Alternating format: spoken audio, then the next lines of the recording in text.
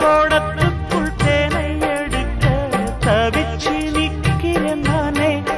அட இது என்ன கூத்து, உனக்கு என்ன ஆச்சு, அதுக்கு ஒரு நேரம் உண்டு.